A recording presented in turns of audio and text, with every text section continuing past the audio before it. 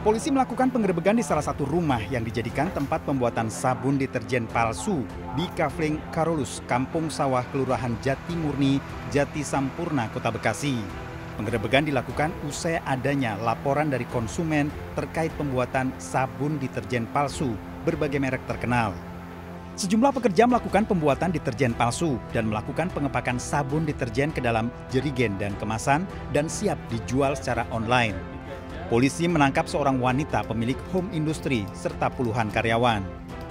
Pelaku awal mulanya memang pernah membuat sendiri, tapi karena tidak ada merek, jadi tidak laku dan juga kemudian di blacklist oleh penjualan online tersebut. Ya, tahu saya tuh selama ini dia di sini itu yang ada itu sablon.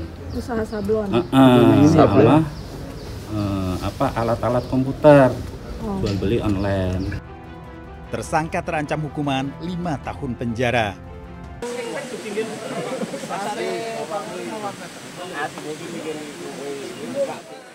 Sebuah mobil terjun bebas ke dalam jurang di Desa Tegaron, Kecamatan Banyu Biru, Semarang, Jawa Tengah.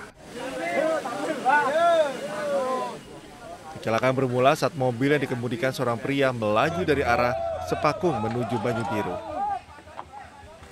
Saat melintasi turunan tajam dan sempit, mobil kehilangan kendali dan menabrak tebing hingga akhirnya terguling dan terjun ke dalam jurang. Diduga sopir tak mampu menguasai kondisi medan yang baru dilaluinya. Kendati sang pengemudi selamat dari maut dan menderita luka ringan, namun kondisi kendaraannya rusak parah. Proses evakuasi menggunakan mobil pemadam kebakaran berlangsung dramatis.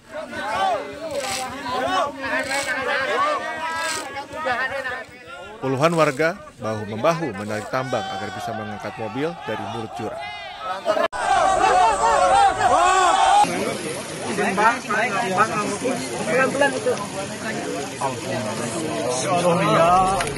Beginilah detik-detik proses evakuasi warga yang tertimbun akibat bencana tanah longsor di Dusun Situkung, Pandanarum, Banjarnegara, Jawa Tengah. Usai berhasil dievakuasi, korban segera dilarikan ke rumah sakit terdekat. Sejumlah warga terdampak longsor dievakuasi ke kantor kecamatan setempat.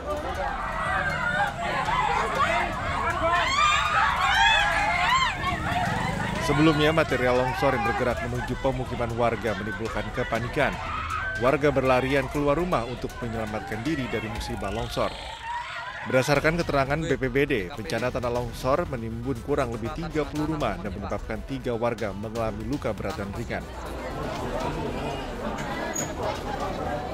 Sementara kurang lebih 660 warga telah mengungsi di 2 lokasi, di kantor Kecamatan Pandanarum dan Gor Desa. Sampai tadi jam 20 kita yang masuk ke Kecamatan Pandanarum sudah ada 660 jiwa pengungsi, sehingga lokasi di sini sudah tidak memungkinkan, sehingga kami bagi menjadi ditambah 2 lokasi lagi, yaitu di Gor Desa Beji dan Pringambak. Warga diimbau untuk tidak mendekati lokasi kejadian antara kondisi tanah masih terus mengalami pergerakan. Pemerintah Kabupaten Banjarnegara menyatakan tanggap darurat selama 14 hari untuk kejadian longsor yang terjadi di Desa Pandanarum. Operasi Zebra Jaya 2025 resmi digelar di Polda Metro Jaya selama 14 hari ke depan. Operasi ini menjadi bagian dari Cipta Kondisi menuju Operasi Rilin dan Operasi Natal Tahun Baru. Langkah ini diambil menyusul tingginya angka pelanggaran lalu lintas di ibu kota. Hingga Oktober tercatat lebih dari 500.000 pelanggaran yang terjadi di Jakarta. Jumlah ini memicu 11.000 lebih kasus kecelakaan dengan lebih dari 600 korban telah meninggal dunia. Sementara itu, data dari Jasara Harja mencatat lebih dari 100 miliar rupiah santunan telah dikeluarkan bagi para korban kecelakaan. Untuk itu, selama operasi Zebra Jaya, sebanyak 2.939 personil gabungan TNI, Polri, dan Dinas Perhubungan diterjunkan ke seluruh wilayah hukum Polda Metro Jaya.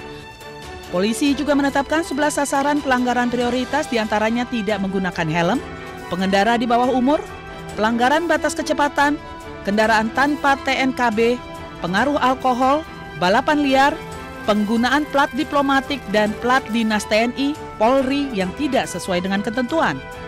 Diharapkan operasi zebra ini dapat meningkatkan kepatuhan masyarakat sehingga angka kecelakaan dan fatalitas dapat ditekan. Tidak lagi menggunakan pola razia stasioner, tapi kita lebih menggunakan hunting system.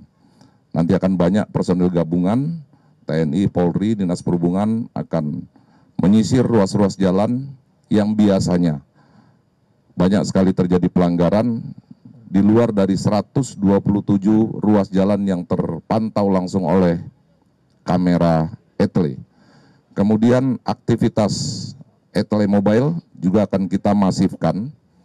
Untuk etle mobile ini bisa mengcapture depan dan belakang.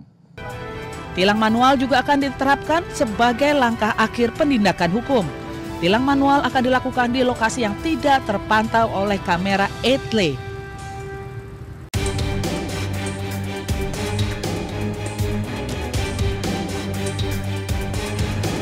Gubernur Jakarta Pramono Anung akan meremajakan 1.000 sopir angkutan umum Jaklingko. Pramono menilai banyak sopir Jaklingko yang sudah melewati batas usia kerja sebagaimana diatur dalam kontrak. Sopir yang sudah melewati batas usia tidak bisa lagi melanjutkan pekerjaannya. Sebelumnya Pramono menyoroti kualitas layanan sopir Jaklingko yang sering dikeluhkan warga di media sosial. Salah satunya mengemudi dengan ugal-ugalan. Kami juga akan melakukan pembenahan yang untuk Jaklingko. Karena seringkali keluhannya di Jaklingko ini kan kayak punya mobil sendiri, bawa keluarganya, ngebut dan sebagainya. Nah, Pak Dirut tadi menyampaikan nanti akan melakukan perbaikan permajaan 1.000 orang pengemudi untuk Jaklingko supaya mereka lebih tertata, dan saya menyetujui untuk itu. Sementara itu, baru-baru ini kecelakaan yang melibatkan Jaklingko viral di media sosial. Kali ini seorang pemotor tewas ditabrak Jaklingko di Cipayung, Jakarta Timur saat akan menyalip kendaraan di depannya. Korban pun sempat terseret Jaklingko hingga 5 meter. Peristiwa ini menambah daftar panjang masalah angkutan Jaklingko. Pemprov Jakarta pun menegaskan bertanggung jawab penuh atas kecelakaan ini. 11 tahun sudah, lokalisasi prostitusi Doli Surabaya telah ditutup oleh Wali Kota Tri Risma pada tanggal 18 Juni 2014 silam. Kini diduga terdapat prostitusi terselubung. Satsamta Polrestabes Surabaya menggerebek prostitusi terselubung tersebut di wilayah Doli hingga menangkap 2 pelaku yang diduga muncikari. Hal ini lantaran menindaklanjuti laporan warga terkait dugaan praktik prostitusi di kawasan Putat Jaya Timur 3B di wilayah yang dikenal sebagai eks-lokalisasi Doli. Dalam pemeriksaan di salah satu kamar, petugas mendapati 2 perempuan yang diduga wanita tunasusila serta 2 laki-laki yang diduga berperan sebagai muncikari. Keempatnya diduga melanggar pasal 46 atau pasal 37 Perda Kota Surabaya nomor 2 tahun 2020 tentang penyelenggaraan ketertiban umum dan ketentraman masyarakat. Kan praktek prostitusi di Doli, Surabaya, tepatnya dalam Putat Jaya Timur. Kebetulan bisa kita amankan 4 orang, 2 mucikari dan 2 pekerja seks komersial.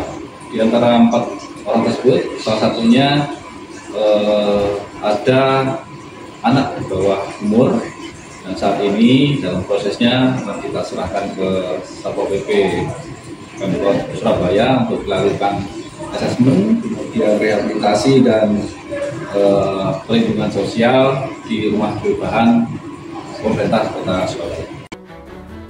Keempatnya segera digelandang ke Mako Polrestabes Surabaya untuk dimintai keterangan lebih lanjut guna proses hukum. Penggerebekan ini menjadi bagian dari upaya berkelanjutan Polrestabes Surabaya guna menghapus praktek prostitusi di wilayah yang telah dinyatakan bebas lokalisasi.